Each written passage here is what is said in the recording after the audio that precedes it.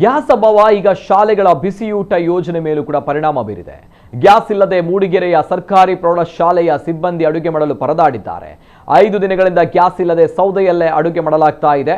ಶಾಲೆಯಲ್ಲಿ ಸುಮಾರು 60-70 ಜನ ಪುಟಾಣಿ ವಿದ್ಯಾರ್ಥಿಗಳಿದ್ದು ಇಲ್ಲಿ ಬಿಸಿಯೂಟಕ್ಕೆ ಗ್ಯಾಸ್ ಇಲ್ಲದೆ ಸೌದೆಯಲ್ಲಿ ಅಷ್ಟು ಜನ ವಿದ್ಯಾರ್ಥಿಗಳಿಗೆ ಅಡುಗೆ ಸಿದ್ಧಪಡಿಸುವುದು ಕಷ್ಟವಾಗ್ತಾ ಇದೆ. ಜಿಲ್ಲಾಧಿಕಾರಿಗಳ ಸೂಚನೆಯ ಬಳಿಕವೂ ಕೂಡ ಗ್ಯಾಸ್ ಏಜೆನ್ಸಿ ನಿರ್ಲಕ್ಷ್ಯ ಮಾಡ್ತಾ ಇದೆ ಎಂಬ ಆರೋಪ ಕೇಳಿ ಬಂದಿದೆ. ಕೂಡಲೇ ಗ್ಯಾಸ್ ಸೌಲಭ್ಯ ಕಲ್ಪಿಸುವಂತೆ ಶಾಲಾಡಳಿತ ಮಂಡಳಿ ಹಾಗೂ ಸ್ಥಳೀಯರು ಸಂಬಂಧಪಟ್ಟವರನ್ನು ಆಗ್ರಹಿಸಿದ್ದಾರೆ.